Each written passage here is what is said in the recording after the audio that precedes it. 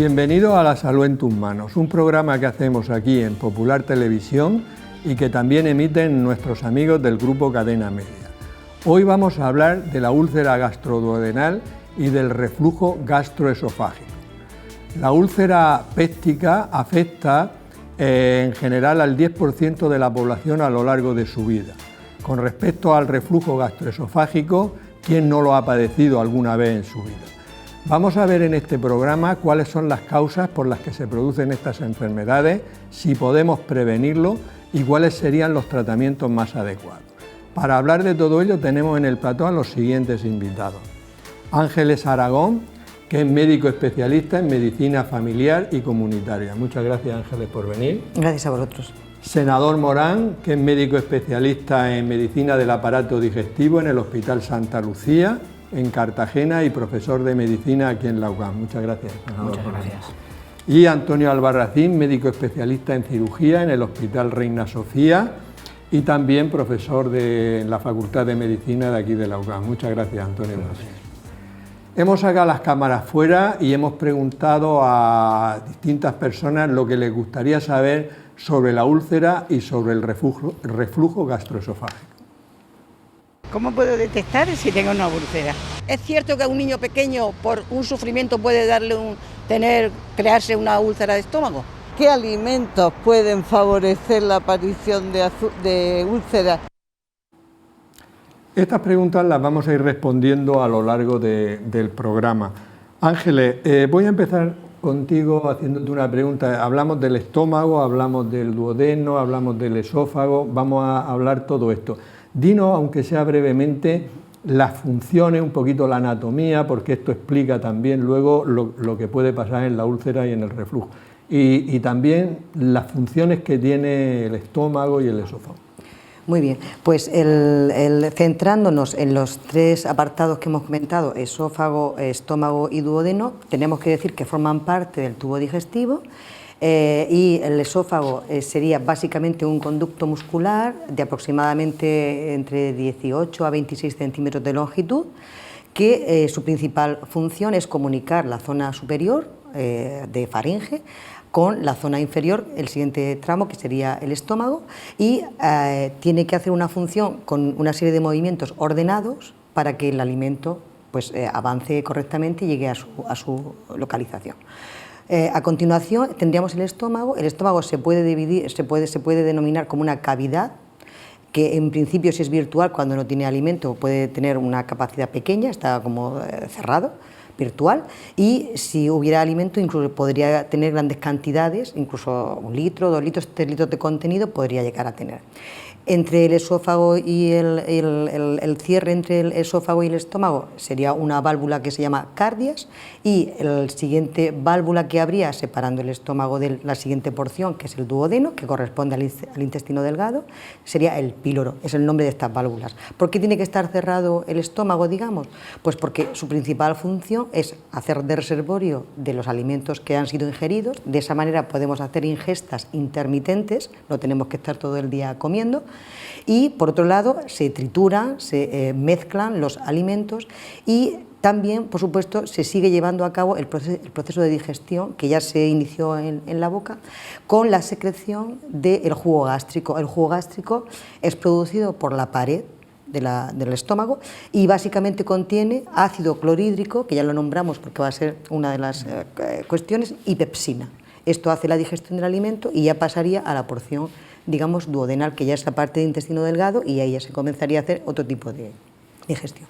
Es que yo en la divulgación es verdad que siempre empezamos a hablar de la enfermedad, pero yo creo que es muy interesante porque luego veremos el importante papel que tienen esas dos válvulas, el ácido clorhídrico que tú has dicho. Entonces es muy importante para luego poder y conocer bien la enfermedad. Sí, sí. Senador, explícanos tú ya en qué consiste la úlcera gástrica y la úlcera duodenal y en qué se diferencian.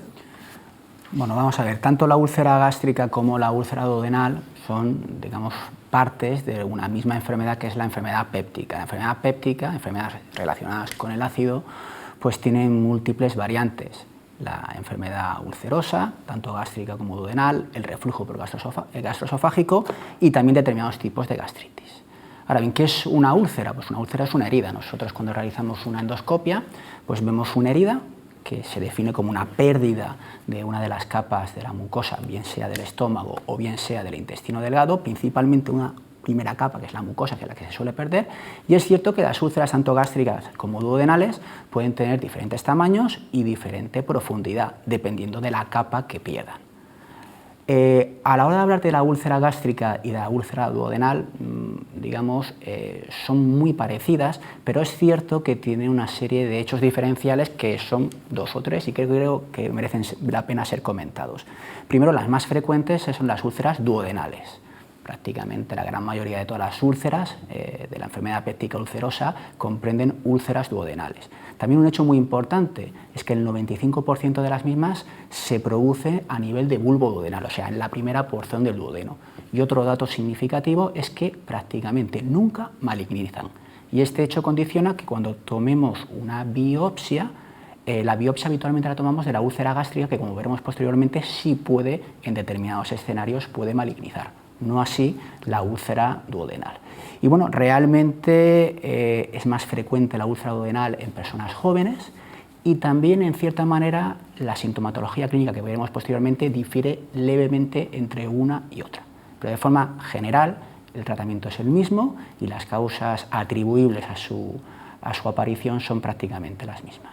Sí, pero ha hecho un dato muy importante, y es que la úlcera duodenal prácticamente no se maligniza nunca. No. Eso es hombre, tener esa práctica seguridad es muy importante, ¿no? Aunque luego veremos los síntomas y cómo es.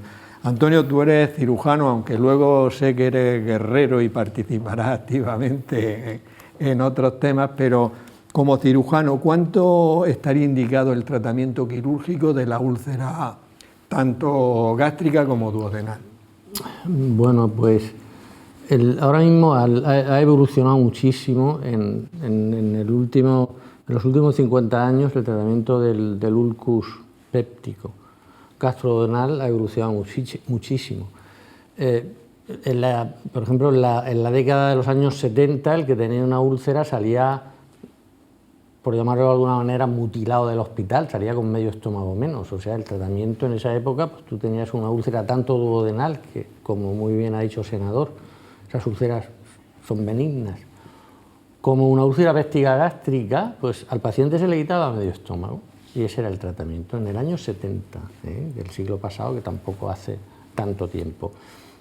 El tratamiento ha seguido evolucionando a una cirugía. Siguió ya en la década de los 80 una cirugía menos agresiva, más fisiológica, veíamos cómo quitar, veíamos digamos, la etiología de esa úlcera, que era por una hipersecreción que venía de los nervios vagos, unas células también que teníamos en el estómago que podían hipersecretar ese clorhídrico que era, digamos, el factor fundamental de la etiología ulcerosa. ¿Cómo se podría hacer y evitar eso? Pues cortábamos unos nervios, que éramos los nervios vagos, que son los nervios vagos, y después dejábamos un drenaje amplio al estómago, sin mutilarlo, abriéndole el píloro. Con eso, pues, evitábamos la retención gástrica que producía esa sección y se curaban las úlceras. Íbamos ya hacia la cirugía fisiológica y menos mutilante, hasta que, bueno, pues vemos que no ya el aumento de ácido, sino que realmente uno de los factores, aparte de la hipercloridia, es un bichito que vive en el estómago, que es el Helicobacter, pero que cuando hay más colonias de la cuenta, pues que pueden horadar, pueden, digamos, destruir esa mucosa y ese epitelio que cubre la pared gástrica.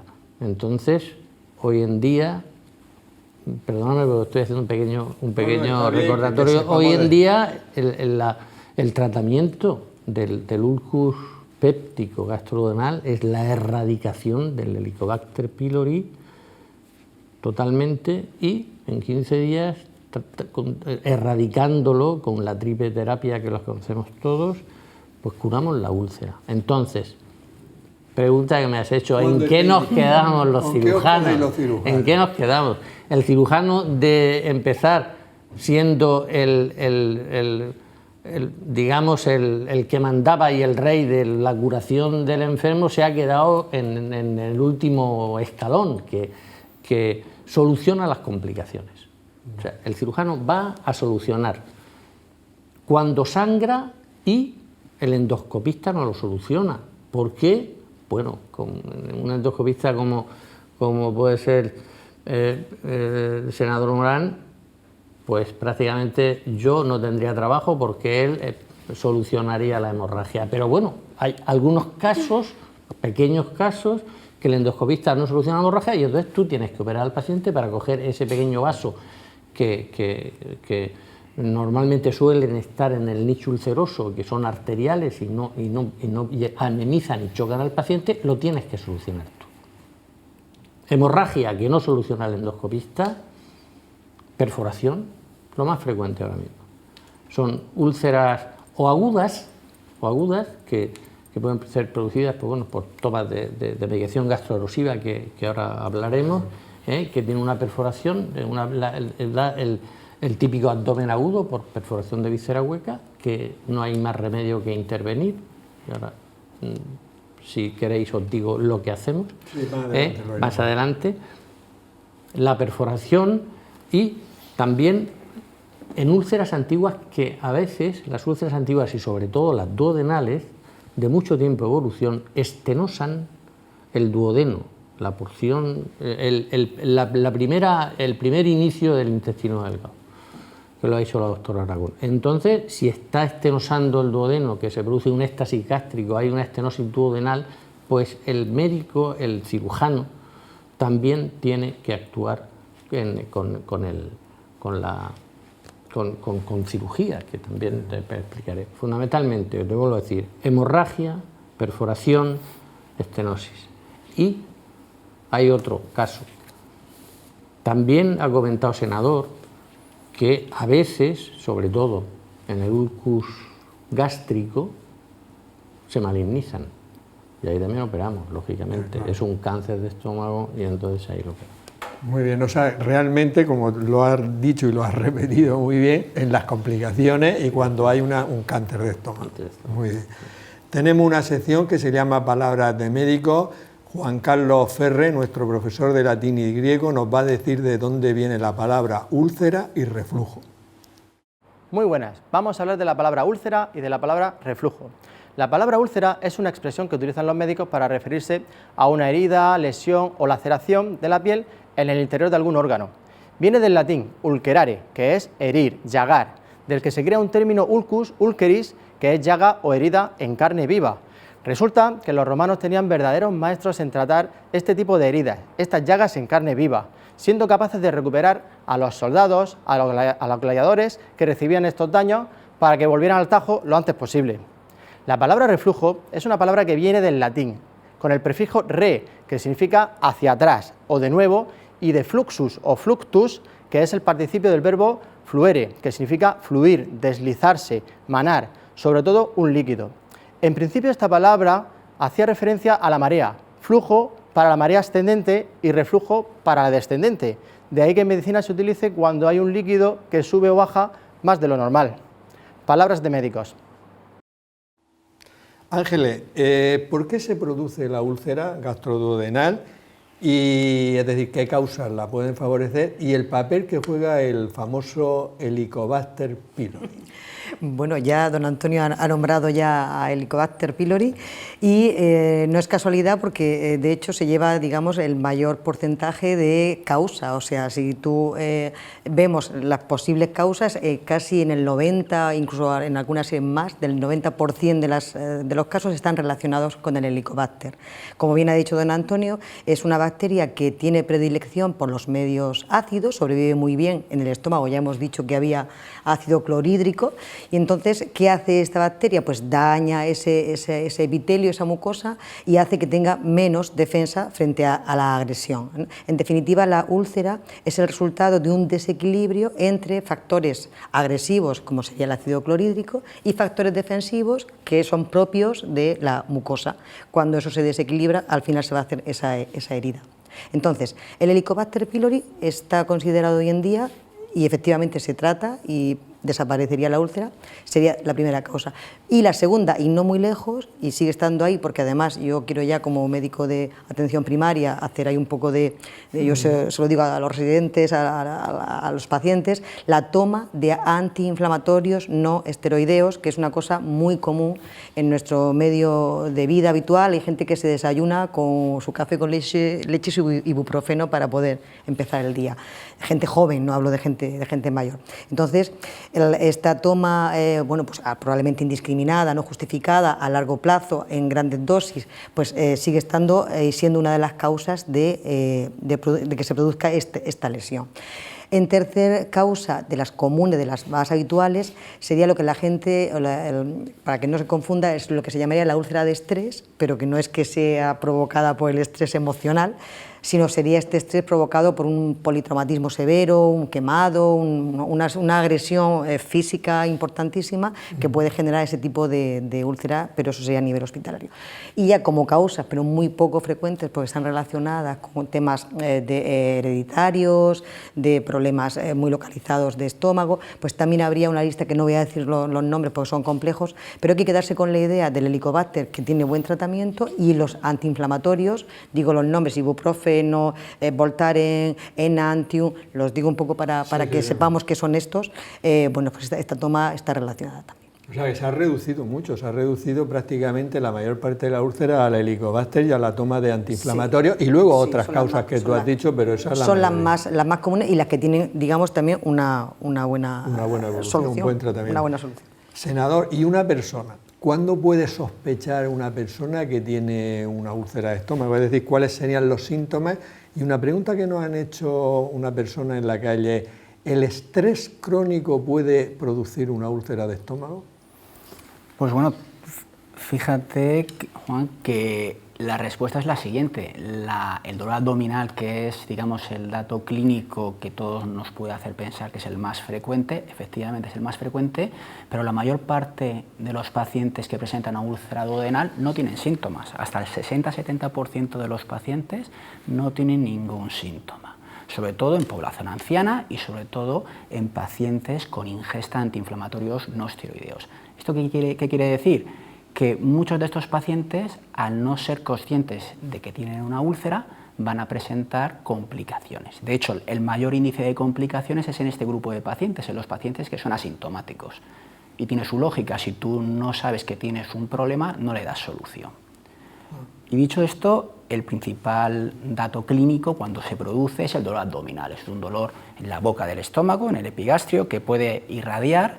Y curiosamente, cuando comentábamos las diferencias entre la úlcera gástrica y la úlcera duodenal, sí es cierto que tiene matices el dolor. Habitualmente el dolor de una úlcera, clásicamente o característicamente, disminuye con la ingesta, porque el alimento hace efecto tampón, neutraliza el ácido. Esta situación se produce en la úlcera duodenal de manera más inicial que en la úlcera gástrica. Y los picos de dolor se producen cuando de alguna manera se ha hecho la digestión, sobre todo en la úlcera duodenal. Es decir, dolor que calma con la ingesta y que aumenta a las 2 o 3 horas de hecha la digestión cuando el alimento ya ha pasado a otras porciones del tubo digestivo. Antes se lo ha comentado Antonio, cuáles son las otras causas o cuáles son, digamos, las indicaciones de cirugía. Los datos clínicos, la complicación más frecuente es la hemorragia, en cualquiera de sus versiones. La hemorragia puede ser desde una hemorragia leve hasta una hemorragia que condicione el shock del paciente. Se manifiesta o bien vomitando sangre, lo que nosotros llamamos hematemesis, que puede ser sangre roja, o bien vómitos en pozos de café, que es sangre digerida. También puede manifestar esta complicación mediante la aparición de melena, que es la emisión de heces alquitranosas. Son condiciones a las cuales el paciente que no está familiarizado las interpreta como totalmente anormales y por eso habitualmente consultan a su médico mucho antes que aquel paciente que te he comentado anteriormente, que es el más frecuente, que es el asintomático. Y después hay otra complicación, que es la perforación. Aquí, que afortunadamente se da en un porcentaje muy bajito de los casos, menos del 2%, Y bueno, aquí tampoco hay ningún tipo de duda, porque el paciente que presenta una perforación presenta un dolor abdominal agudo, mucho más focalizado que el clásico de la úlcera, muy sintomático y que sobre todo le condiciona gravedad, con lo cual es un paciente que también tiene que acudir a puerta de urgencias. Y comentando a propósito de las indicaciones de cirugía, que bueno, antes Antonio ha comentado que, bueno, que le daría poco trabajo. Yo sé que si el poco trabajo que le pueda dar, él lo solucionaría de manera rápida. Aproximadamente a mí me parece muy oportuno.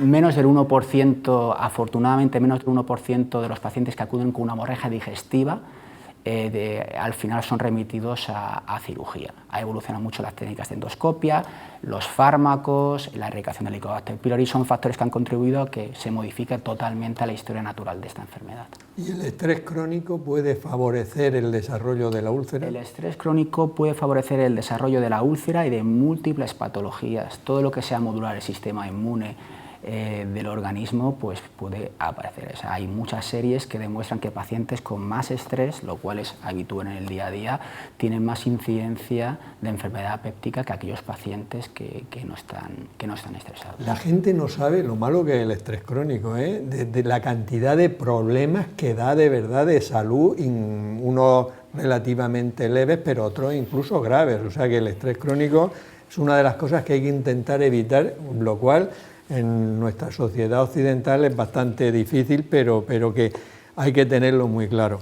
De hecho, yo quería comentar que pues, se puede utilizar, y no es infrecuente, me imagino que vosotros lo haréis, nosotros alguna vez también nos lo planteamos, utilizar antidepresivos en este tipo de pacientes porque pueden aliviar los síntomas para que no empeoren. Que no el antidepresivo para el ánimo, que también, sino para mejorar los síntomas gastrointestinales. Vamos a ver, Antonio, los cirujanos ya hemos visto que habéis perdido protagonismo importante, pero bueno, en otros sitios, en otras áreas lo habéis ganado, hacéis muchas otras cosas. Muchísimo. Pero siempre estamos ahí por sí. Efectivamente, al final siempre estáis vosotros, por si ellos no pueden, vosotros hacerlo bien. Ya nos has explicado bien las indicaciones y tal, pero ¿qué técnica quirúrgica usáis? ¿Lo hacéis ahora esto por la paroscopia? No las intervenciones aquellas que nos has dicho del Billroth 2 ese que quitabais medio estómago y todo eso. ¿Ahora lo hacéis por la paroscopia? ¿Es menos agresiva para el paciente?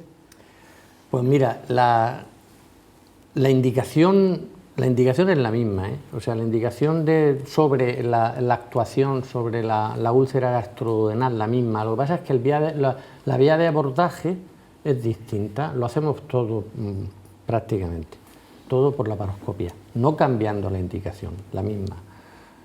Te voy a decir, indicación del ulcus gastroduodenal, la complicación que operamos es la perforación, abordaje laparoscópico. ¿Qué hacemos en una perforación? Normalmente, en la gran mayoría de perforaciones, 80% o más de las perforaciones del ulcus gastroduodenal son ulcus agudos. Entonces, lo único que hacemos es lavamos muy bien, nos encontramos con una cavidad abdominal séptica, llena de peritonítica, con una cantidad de bilis y jugo intestinal, la lavamos muy bien y el orificio de la perforación lo cerramos con un par de puntos y hacemos una epipoplastia. ¿Qué es eso? Pues una plastia con epiplon, que es la grasa que sale del estómago, que la ponemos sobre la sutura. Vale. Ese es el inicio, digamos, parte del tratamiento, porque lógicamente acabamos nosotros o el digestólogo tratando esa úlcera, como erradicando el Helicobacter.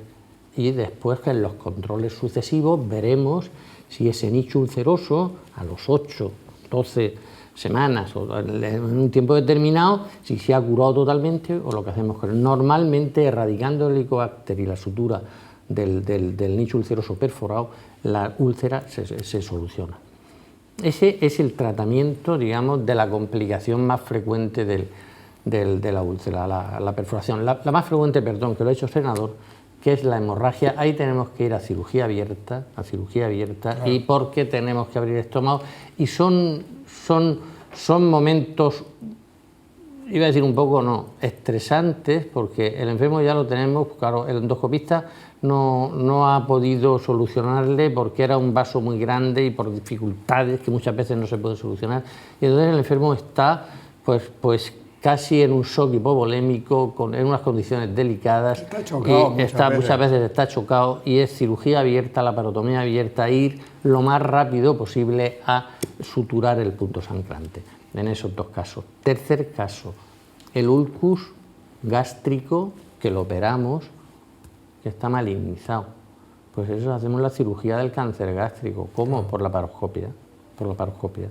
Unas veces hacemos una gastrectomía subtotal con tipos distintos de reconstrucción, otras veces podemos hacer una gastrectomía total, depende de la situación que tenga en el estómago la úlcera, pero la cirugía la hacemos por la paroscopia. O sea que solo en el caso de cuando sangra mucho y el endoscopista no ha podido, entonces efectivamente, es cirugía abierta. Sí. Muy bien. Ángeles, ¿y cómo se hace el diagnóstico de la úlcera gástrica y duodenal? Pues hoy en día es sencillo. Hace muchos años se hacían, yo que tuve el honor de utilizar una papilla de bario, que eso se hacía antiguamente por radiología, pero eso realmente no permitía pues, prácticamente nada, ¿no? Desde que ya las técnicas de endoscopia están pues tan a la orden del día y tan perfeccionada, pues es el método de elección. Primero porque ves el terreno, puedes tomar muestras para saber si esa úlcera o ese tejido está dañado y, lógicamente, puedes incluso hacer un tratamiento, como ya se está comentando, pues de coagular un vaso o hacer cualquier pequeña cosa. Con lo cual es el método de elección. Hoy en día no hay otra mejor forma. Muy bien. Y entonces, senador, vamos a ver. Nos has dicho que un porcentaje muy alto, un 60%, son asintomáticos. Entonces, hay mucha gente por ahí que tiene su úlcera que no lo sabe. ¿Cuándo estaría indicado hacer tanto un test del Helicobacter pylori como una gastroscopia? ¿Cuándo está indicado hacer esas pruebas? Has formulado la pregunta de manera fenomenal. ¿Por qué? Te voy a explicar.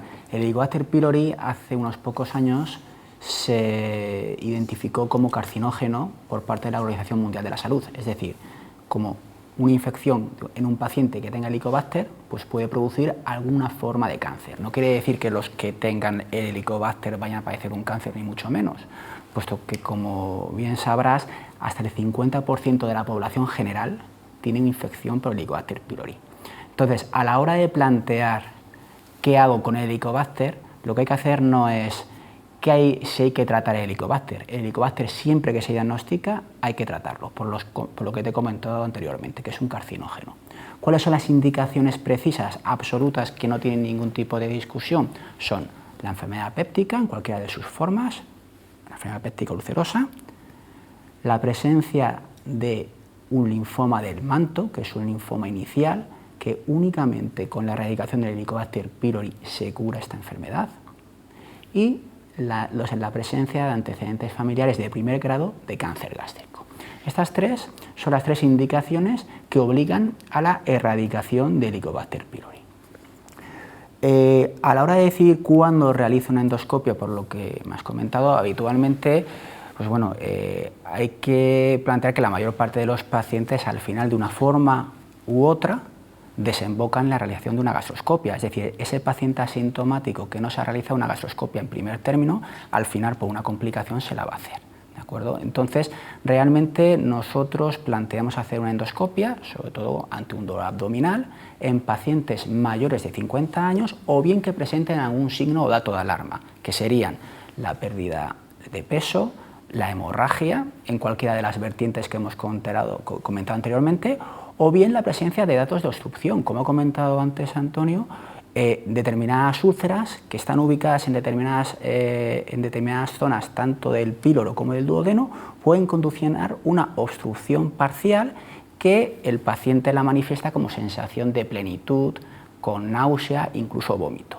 Cuando suceden cualquiera de estas tres circunstancias, el paciente tiene que hacerse una endoscopia independientemente de la edad. Y como ha dicho Ángeles, hoy por hoy la endoscopia es el método diagnóstico por excelencia que es capaz de diagnosticar hasta un 90-95% de probabilidades la presencia de una úlcera. ¿Y tú crees que se hacen endoscopias de mes? Bueno, eso es una muy buena pregunta. Sí, porque realmente hay mucha gente, tengo unas molestias, uno pues dice, madre mía, con un 60% de asintomáticos de úlceras, pues habrá muchas veces que uno con síntomas banales diga, oye, pues vamos a ver dónde estamos. Efectivamente, hoy en día, no solamente en la endoscopia, sino en cualquier técnica diagnóstica se abusa de la indicación. Por eso es tan importante, como se comentaba anteriormente, conocer las enfermedades y los factores etiológicos que las producen para actuar sobre ellos. En este caso, un paciente que consume antiinflamatorios no esteroideos o aspirinas, que son fármacos de uso habitual, son pacientes que ineludiblemente deben usar de manera concomitante un fármaco antisecretor como es el omeprazol. Entonces, con eso evitaremos pues, todas las circunstancias que me estás comentando. Vale, muy bien. Vamos a ver, Antonio, vosotros los cirujanos actuáis en las 3 indicaciones que nos has dejado antes claro. Una vez que vosotros tenéis que actuar, ¿tenéis vosotros complicaciones derivadas de la cirugía? Y si tenéis complicaciones, ¿en qué frecuencia? No, las complicaciones que tenemos en la cirugía de la úlcera gastrodenal están en el consentimiento informado que le damos a los pacientes, son las habituales de ese tipo de cirugía, o sea que en ese tipo de cirugía abdominal pues son las complicaciones comunes de que pueden sangrar, de que se puede hacer iatrogenia con algún trocito o alguna parte de intestino que haya en el abdomen, en fin, las complicaciones comunes de la cirugía abdominal, pero una complicación específica así de la cirugía del úlcus no suele haber. Pero, ¿y tenéis la frecuencia de esas complicaciones, aunque sean las típicas de la cirugía abdominal, también serán muy bajas, ¿no? Están minimizadas ahora, sobre todo también porque la cirugía laparoscópica las ha minimizado, las hay, pero poquitas, muy pocas, pero las ha minimizado, como he dicho anteriormente. Y realmente, pues bueno, pues de vez en cuando, pues, efectivamente las hay, porque no 100% al paciente, efectivamente, al paciente no se le puede dar, ojalá, un cheque en blanco, pero raro. Muy bien. Y Ángeles, el helicobacter es un bichito, ¿no? Por decirlo de alguna manera, ¿no? Sí, señor. ¿Nos podemos contagiar? Tal y como ahora con el COVID y todo esto, todo el mundo que cuando tiene un bicho dice, a ver si me contagio. Todo lo que se puede contagiar se contagia, quiero decir. Vamos a ver, el Helicobacter es una infección crónica, probablemente sea la más frecuente en los humanos y está comprobado que se coge en la infancia temprana. La media de edad del contagio es sobre los 6 años y medio. Y está relacionado sobre todo con el ambiente intrafamiliar, generalmente o entre hermanos o de la madre al hijo en periodos, cuando es pequeño, cuando en el periodo de la lactancia o cuando tienen más relación. Y luego también hay una relación con los ambientes de pobreza o de cierto hacinamiento que pueden como favorecer probablemente esa comunicación o ese contacto más estrecho entre la gente. Entonces, el contagiarse, si nos sucede o puede suceder a una gran parte de la población, pero es en la infancia y es dentro de la familia. Es poco probable que te venga de la calle o de una persona o de ti para mí. ¿Y cómo se contagia? No sé yo cómo... Es orofecal o orooral. Vale. Es decir, orofecal sería pues el no lavado de manos, que ahora también esto está también muy... Eso es una cosa buena que pasa ahora, o orooral, es decir, es ingerido. Ingerido, muy bien. Antes nos has comentado, senador, algo, pero una persona que tenga una úlcera va bien, se ha tratado y tal, pero ante qué determinados síntomas que vosotros llamáis síntomas de alarma tendría que coger y decir, cuidado, me tengo que ir ya al médico y no esperar al mes que viene.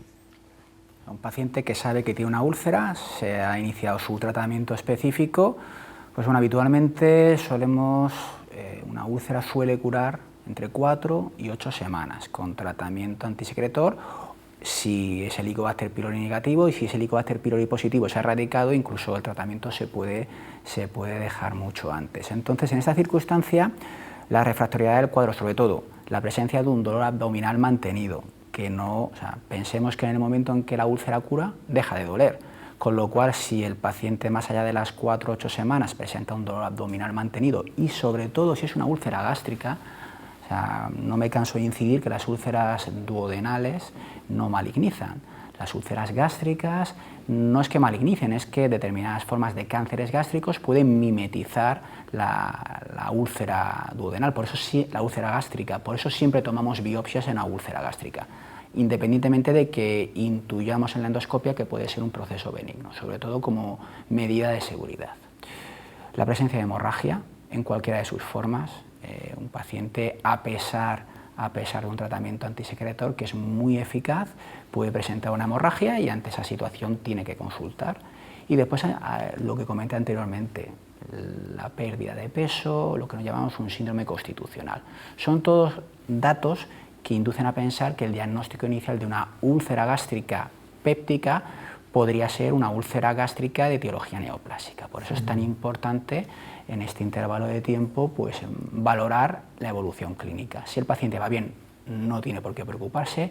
Si el paciente experimenta alguno de estos síntomas que te he comentado, tiene que consultar de nuevo con su médico para valorar la posibilidad incluso de repetir la endoscopia.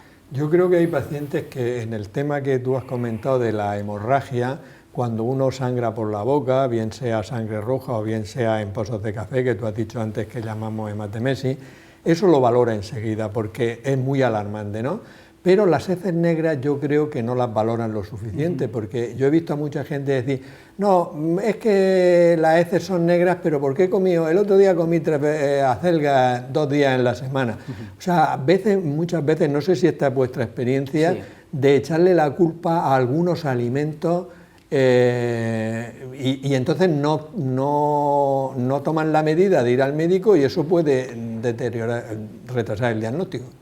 Por eso es tan importante, o sea, estos programas de divulgación y dar a conocer lo que es una melena. Me refiero cuando un paciente experimenta una melena, no cabe lugar a confusión con unas heces negras. Yo cuando mis pacientes vienen a mi consulta con unas dudosas melenas, porque ese diagnóstico de presunción es dudosa melena, yo siempre le hago las 2 preguntas, con 2 preguntas. Primero, veo en el ordenador, que es negro, ¿vale? Le digo, las heces son de este color, porque claro, del marrón oscuro al negro hay muy poquita diferencia, y los pacientes cuando dicen decir negro, muchas veces es marrón oscuro. O sea, les dices, es negro, entonces el paciente te afirma o no. Y la otra, la consistencia, siempre les digo, es como la brea, o sea, una melena es como la brea, es una hez alquitranosa con un olor inconfundible, con lo cual no cabe lugar a confusión. Entonces, con esas 2 simples preguntas, la mayor parte de los pacientes, ellos mismos ya te identifican si efectivamente han tenido una melena o no la han tenido. Claro, Antonio. A propósito de eso, te voy a, más que nada un poco por la experiencia, ¿no? Yo también hago 2 preguntas al paciente, porque muchas veces efectivamente la melena, dice, no, es que he hecho caca negra, pero negra y ya tenemos ya que si la abuela fuma. Vamos a ver, pero negra, ¿cómo? Le hago 2 preguntas. ¿Pero negra como la sotana de un cura? ¿O negra como el alquitrán? Y con eso, tú has dicho la brea, o como la sotana del cura, o como el alquitrán, les queda meridianamente claro. O sea, no, es un poco, no, como la sotana de un cura, pues ya tenemos la... Sí, no, que para asegurarnos de que es negra. Exacto. ¿Vale? Muy bien. Tenemos una sección de hábitos saludables donde Trinidad Herrero, que es la presidenta de la Real Academia de Medicina y Cirugía de la región de Murcia, nos va a hablar sobre los hábitos de vida saludable para evitar este tipo de problemas, la úlcera, etc.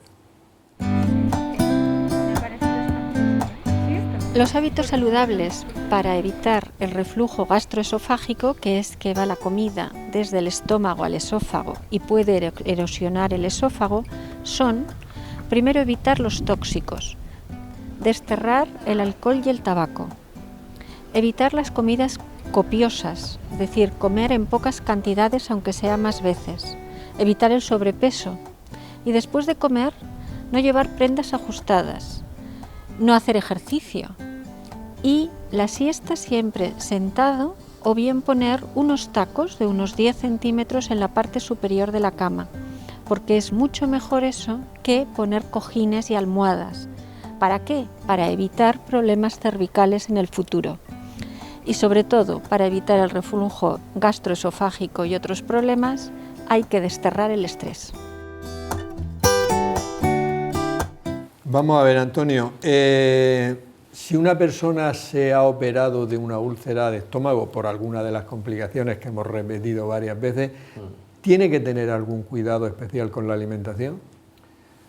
Hombre, vamos a ver, si la persona se opera de la úlcera, ya hemos dicho, una úlcera complicada, las que operamos nosotros. Si la operamos, por ejemplo, de la perforación, le hacemos la sutura, la epiplastia y hacemos la erradicación del helicobacter. Hacemos los controles de endoscopia previstos a las 4, 5, 6 o 7 semanas y si no hay úlcera, teóricamente es un paciente que puede comer absolutamente de todo. Ahora bien, yo con los antecedentes de ese paciente, pues les quitaría lógicamente pues toda la medicación gastroerosiva que nos estamos diciendo aquí, que creo que ha quedado clarísima, que son los antiinflamatorios no esteroideos, derivados de la aspirina, etcétera. El nolotil también, que es gastroerosivo y que se toma muchísimo. Le daría ciertas pautas de comida sana, que tú las sabes muchísimo mejor que yo, que eso no quiere decir que coma absolutamente de todo, y como cosa de especialista ya, pues a lo mejor con cierta experiencia, pues le diría que tuviera en casa o algún inhibidor de la UMBA, como el omeprazol o algún receptores de los anti-H2, como puede ser una famotidina, y que puntualmente, cuando fuera a hacer alguna transgresión dietética, que se tomara. Eso yo es lo que le recomendaría. Una alimentación normal y como debería hacer cualquier persona. Lo que pasa es que esa es la que menos se hace, pero en fin, eso ya es otro problema. Sí. Pero tener pautado un inhibidor de bomba, con un omeprazol o una famotidina, con un ulcus curado clínica y endoscópicamente y tal, me parece que pautado o no, pero de una manera profiláctica y con unas indicaciones de comida sana y evitando ciertos fármacos, sí. Ahora vamos a hablar en profundidad del omeprazol, porque es un tema muy, muy importante, además es de los fármacos más vendidos en España, junto con las estatinas. Entonces, Ángeles, vamos a ver, ¿qué papel juega el omeprazol en el tratamiento y en la prevención de la úlcera gastroduodenal? Vamos a ver, el omeprazol o cualquier inhibidor de la bomba de protones, IBP. ¿Qué es eso del inhibidor de la bomba de Pues, protones? es decir, el acrónimo lo que viene a decir que estos medicamentos actúan en una zona muy concreta de la célula secretora del estómago. Esto que hemos comentado al principio, que en la mucosa se producía el jugo gástrico que llevaba el ácido clorhídrico, pues ese ácido es producido por un mecanismo químico que la bomba que es como una rueda, pues lo que hace es, protones son moléculas de hidrógeno que son intercambiadas y en ese juego, dicho muy simple, sale ácido clorhídrico a la cavidad gástrica y ayuda a hacer la digestión. Y estos medicamentos lo que hacen es esa bomba, ese mecanismo, pues o sea, que no pase frenarlo. ácido clorhídrico a la cavidad. Claro, disminuye la producción, es decir, como si tú cortaras el mecanismo que hay. Los inhibidores de histamina 2, lo que ha comentado la famotidina que ha comentado Antonio, es por otro mecanismo diferente, no en esa región exactamente, pero hacen lo mismo, disminuir la secreción de ácido clorhídrico. Y eso es distinto, que a lo mejor ahora lo comentáis y no me voy a meter mucho, a utilizar antiácidos y tal, que lo que hacen es otra cosa. El omeprazol o los IBP, llámelo, es omeprazol. Digo alguna marca comercial porque a mí en primaria, por ejemplo, la gente tiene amor por la caja lila. La caja lila es el Nexium Max y todo el mundo quiere la caja lila. ¿Vale? Ahora también hablaremos si queréis. Por eso estoy diciendo que los IBP o el omeprazol son el tratamiento de elección es decir, para todo, para el tratamiento en sí mismo de ulcus gástrico, duodenal, reflujo gastroesofágico, esofagitis, y luego también no solamente el tratamiento agudo, como se ha comentado, de unas semanas, sino si hay que hacer algún tipo de mantenimiento, pues porque haya una esofagitis grave o haya una circunstancia que así lo indique, y también de las posibles complicaciones que hubiera. ¿Y por qué también es preventivo? Pues por lo que ha comentado también don Antonio, es decir, aunque tú en un momento determinado no tengas una actividad ulcerosa como tal, puede, es decir, si sospechas o va a haber situaciones de supuesto riesgo, de como un desequilibrio, se podría tomar. Entonces, la base del tratamiento actualmente es ese, omeprazol o cualquier IBP. Inhibidor de la bomba de protones. Decir ¿no? también que los inhibidores de la bomba de protones. Decir también, que no lo hemos nombrado, pero cuando se ha hablado del Helicobacter y ha nombrado don Antonio la terapia también con antibióticos, es cuando se utilicen estos antibióticos, cuando sean necesarios para tratar el Helicobacter, también va a ser asociado al omeprazol. La diferencia, y me imagino que ahora lo comentaremos, puede haber dudas en cuáles serían las dosis, porque por ejemplo el omeprazol, los IBP se pueden utilizar en niños que pesen más de 10 kilos, un niño puede tener un problema digestivo el que sea y se podría utilizar. La duda es a cuántos miligramos, que eso también es una cuestión, mucha gente dice, mándeme el protector más fuerte, la gente lo llama el protector, pensando que ese protector más fuerte, pues por aquella lógica de la fuerza bruta, es mejor, es más eficaz. Hombre, pues no siempre es así, dependerá de la patología que queramos tratar. Y senador, una parte muy importante, el omeprazol y similares que disminuyen el ácido clorhídrico, y otra parte vital, por lo que hemos dicho, el Helicobacter pylori. ¿Cuál es el tratamiento de la úlcera por el Helicobacter pylori? Y una cosa que creo que es importante, si los niños, que se ha dicho que es donde empieza el Helicobacter a infectarlos, en los niños sí se debe tratar ese Helicobacter. Bueno, respecto a la primera pregunta, el tratamiento de primera línea, y bueno, los datos que te voy a comentar son los publicados en el año 2016 en la última conferencia española que hubo de consenso del tratamiento del Helicobacter pylori. Lo que se recomienda es una terapia cuádruple formada por 3 antibióticos durante 14 días, ¿de acuerdo? Ese, digamos, es el tratamiento de primera línea. Clásicamente se venía utilizando el tratamiento el triple de primera línea, la triple terapia, formada por 2 antibióticos y el omeprazol, pero se ha visto que, pues, sobre todo por el advenimiento de resistencias a alguno de los antibióticos, pues es preferible usar tratamientos que tengan al menos una eficacia mínima del 90%. Y en este sentido, el uso de una terapia cuádruple que incluye 3 antibióticos y un inhibidor de la bomba de protones durante 14 días sería el tratamiento más indicado, como tratamiento de primera línea. Si fracasa, pues bueno, ya hay diversas alternativas, pero digamos ese sería el tratamiento base. Comentar que el tratamiento con omeprazol y el tratamiento de Helicobacter van indisolublemente unidos, es decir, cuando tú tratas una úlcera duodenal no complicada, muchas veces simplemente con erradicar el Helicobacter es suficiente, es decir, no necesitamos tratar con inhibidores de bomba de protones. No sucede lo mismo con la úlcera gástrica o bien con aquellas úlceras que están producidas por antiinflamatorios no esteroideos, en los cuales la duración del omeprazol tiene que ser entre 4 y 8 semanas. Por tanto, erradicar el Helicobacter pylori constituye, junto con el tratamiento con omeprazol, pues uno de los pilares básicos en la enfermedad péptica. Y respecto a la segunda pregunta, los niños tenemos que erradicar en las mismas indicaciones que los adultos, y para ello debemos demostrar la existencia de una úlcera. Uno de los grandes problemas que tenemos es que, bueno, intentamos atribuir al Helicobacter pylori muchos problemas. Incluso se ha publicado con cierta controversia que determinados problemas de crecimiento en los niños pueden ser atribuidos al Helicobacter.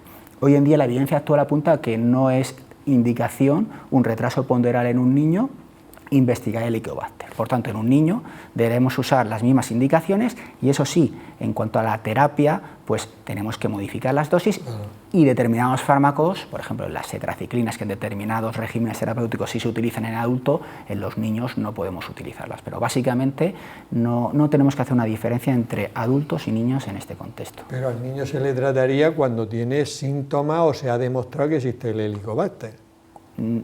Sí, pero... Sin síntomas también. No, pero en base a la presencia de una enfermedad péptica. En base a la presencia, que Correcto. tienen una úlcera, vamos. Efectivamente. Gastroduodenal, Sí. en estómago o en duodeno. Ya lo has comentado, Antonio, pero solo por confirmarlo, una persona ha sido operada de úlcera y de forma crónica tendría que tomar omeprazol. Tú has dicho que solo puntualmente, ¿no? Cuando... Te lo he dicho. Primero hay que confirmar que lo hemos librado, ha desaparecido la enfermedad ulcerosa. ¿Cómo? Pues con la endoscopia. Nosotros tenemos una endoscopia negativa en el sentido de que ha desaparecido la úlcera, pues ya tenemos un dato importante para decirle al paciente lo que tiene que hacer. Y yo te vuelvo a decir, le diría una comida sana, una buena dieta equilibrada, evitar medicación gastroerosiva y, como no, que tuviera en casa algún inhibidor de bomba o anti-H2 para que en condiciones excepcionales se protegiera. Eso sería mi indicación. Perfecto. Ángeles, de los distintos inhibidores de la bomba de protones, que son el omeprazol, lansoprazol y esomeprazol, ¿hay uno que sea mejor que otro o no? Pues lamentablemente la evidencia científica dice que no, que la gente se... Lo digo porque tú has dicho que la Claro. gente dice que me den el Nesio. Claro, Lila, eso ¿no? es una batalla, Ya. Casi diaria. Claro, ten en cuenta que un omeprazol hoy en día, yo me recuerdo cuando se empezó a poner en los hospitales que valía una ampolla de omeprazol y estaba como vigiladísima porque era muy cara, y ahora vale el omeprazol, pues no llega a 2 euros, una caja de 28 comprimidos. Claro, el Nesium sigue valiendo, aunque bajo de precio sigue valiendo más, y yo pienso que sigue habiendo una relación, en cierto modo, de pensar que lo más caro es lo mejor. Vamos a ver, esomeprazol concretamente, a diferencia de otros IVP, es verdad que sí que ha demostrado que es un poquito superior a omeprazol para tratar las esofagitis graves, ¿vale? El reflujo. O el reflujo, esofágico. correcto. Pero quitando esta circunstancia, a dosis equipotenciales, porque claro, hay gente que hay distintos IVPs que 10 miligramos de uno pueden corresponder a 20 de otro, y la gente piensa, pues no, pues más miligramos. Es decir, no es eso. Si son a dosis equipotenciales, la evidencia científica, que es de lo que nosotros nos guiamos, dice que no hay diferencias significativas en el resultado, o sea, en el efecto que tienen que provocar. Otra cosa es que la gente diga, no, es que a mí este me va bien y el otro me va mal. Eso ya son otras cuestiones. Pero no hay diferencia. Rapidillo, porque pero este tema es muy importante. Sí. Senador, la ranitidina, ya hemos dicho antes que lo que hace es que disminuye la producción de ácido clorhídrico, pero ¿qué pasó con ella y ya no se debe recetar? Vamos a ver, la ranitidina desde el año pasado no está disponible en las farmacias de nuestro país y en cualquier farmacia de cualquier país. Hubo una advertencia por parte de las agencias reguladoras en base a un problema en la síntesis de determinadas ranitidinas. Había un compuesto que se llama el NMDA que se considera que en determinadas dosis puede ser perjudicial y es un carcinógeno demostrado, y entonces habitualmente esta sustancia se detectaba, pero posteriormente se purificaba, pero al detectar en determinadas líneas de producción un aumento muy importante, se optó por quitar de la circulación este fármaco. A fecha de hoy sigue sin poder ser utilizado y es cierto que no todas las ranitidinas tenían este problema, pero se optó por retirar todas para evitar generar confusión. Pero se podría utilizar otro derivado que es la famotidina. La famotidina, ¿no? Se puede utilizar. Lo que sí es cierto es que en la eficacia de antisecretora los inhibidores de bomba son claramente superiores a cualquier antagonista H2, con lo cual yo hoy en día, salvo que haya una contraindicación formal para el uso de omeprazol, yo no utilizo ningún anti-H2. Muy bien. Nos ha quedado claro. Antonio, también muy brevemente, el tema del Almax. ¿Qué es exactamente? ¿Es efectivo y cuándo se debe tomar? El Almax, ¿qué es exactamente? Sí. El bicarbonato del siglo XXI. El bicarbonato del siglo XXI. ¿Cuándo se debe tomar? Te lo digo. El Almagax es un antiácido. Es un antiácido. El producto, es Almagate, es un antiácido que tiene un efecto inmediato sobre la acidez, sobre la pirosis. ¿Qué quemazón de estómago tengo? ¿Qué acidez?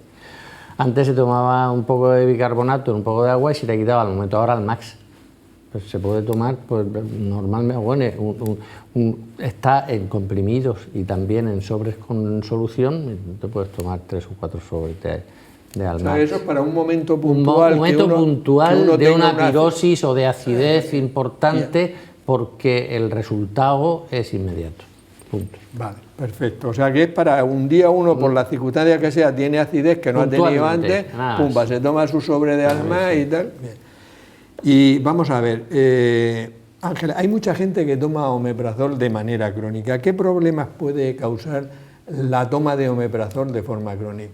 Sí, eso es muy importante y, por ejemplo, nosotros nos hemos encontrado, siguiendo las recomendaciones de las guías, que al intentar bajar a 10 miligramos a pacientes ancianos, porque así debe de ser, porque de hecho en pacientes ancianos o con insuficiencia renal o con otras patologías, es conveniente reducir la dosis porque de hecho es más eficaz.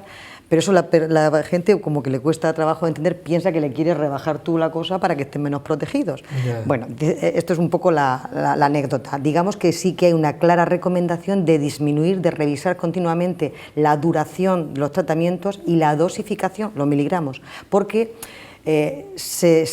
todos los estudios están dando como alarmas, también como algunas están más o menos confirmadas de distintos procesos. De lo que más relación se ha encontrado es con el que sucedan fracturas de cadera, de columna o incluso de muñeca, si bien es verdad que parece que son en pacientes, por ejemplo, pues de una edad avanzada o que tengan una patología como la osteoporosis asociada, que no es infrecuente, y ahí estaría recomendado hacer una buena, ver que esté bien tratada la osteoporosis con vitamina D, con calcio, que eso está también muy de moda, y también con una serie de patologías como puede ser la demencia, insuficiencia renal, ciertas infecciones, déficit de micronutrientes, en fin, la lista es larga, hay cosas que están más confirmadas en la serie, otras no tanto, pero es verdad que están ahí en vigilancia y mientras tanto, como hay personas que lo tienen que tomar, pues la cosa es revisar y siempre un poquito pues a la baja y a la menor dosificación.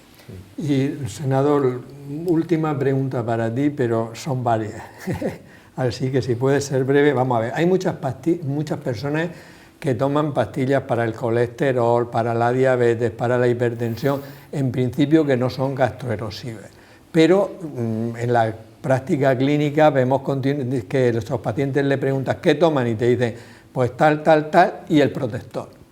¿Es correcto tomar un omeprazol si una persona está tomando 3 o 4 comprimidos distintos, aunque ninguno de ellos sea gastroerosivo? Esa es una. En el supuesto, si tomamos medicamentos gastroerosivos, como por ejemplo el ibuprofeno, ¿habría que tomar siempre a la vez un omeprazol o un Necto?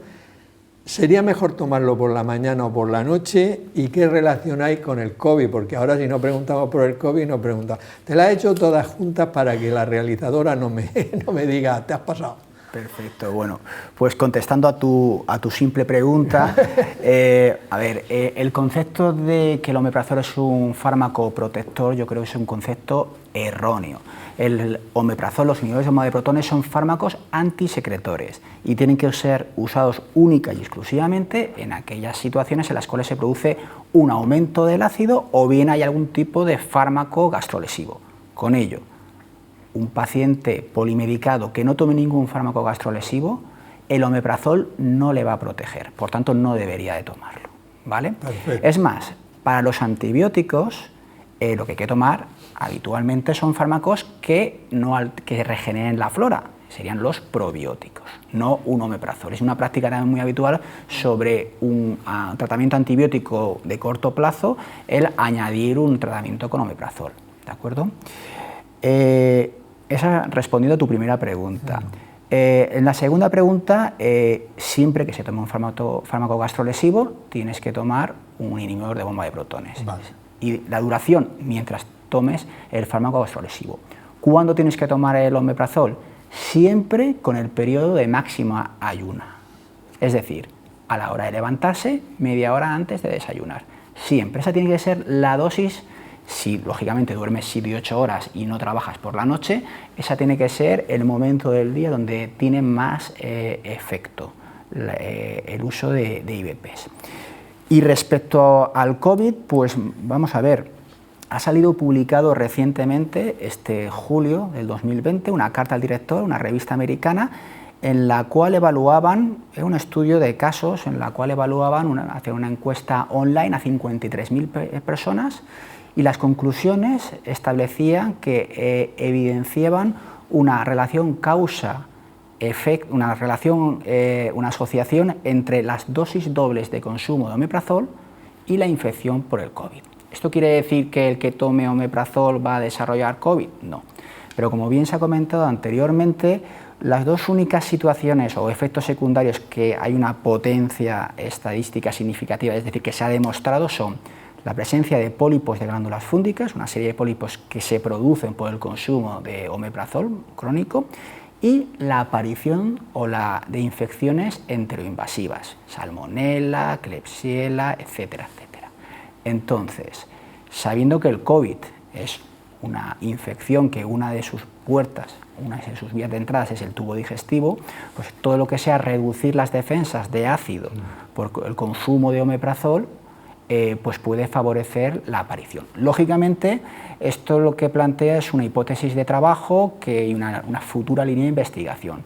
Pero sí lo que nos tiene que hacer pensar, sobre todo, no solamente a los pacientes, sino a los médicos, es que los fármacos tienen efectos secundarios y siempre que podamos, como ha comentado Ángeles, tendremos que utilizar el omeprazol si está indicado e intentar reducir la dosis siempre que sea necesario. Solamente se ha visto la asociación entre un aumento de infección por COVID y el consumo de omeprazol a dosis dobles, ¿de acuerdo? Con lo cual, dosis habituales pues posiblemente no generen esta asociación.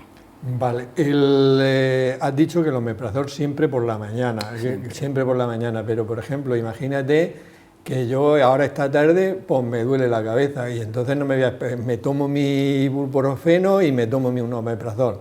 Sería correcto. No hay problema. O sea, el momento ideal de toma es por la mañana, siempre y cuando se pueda. Por eso te he comentado de una persona que duerme las 7 horas. Ya, y no entendió, el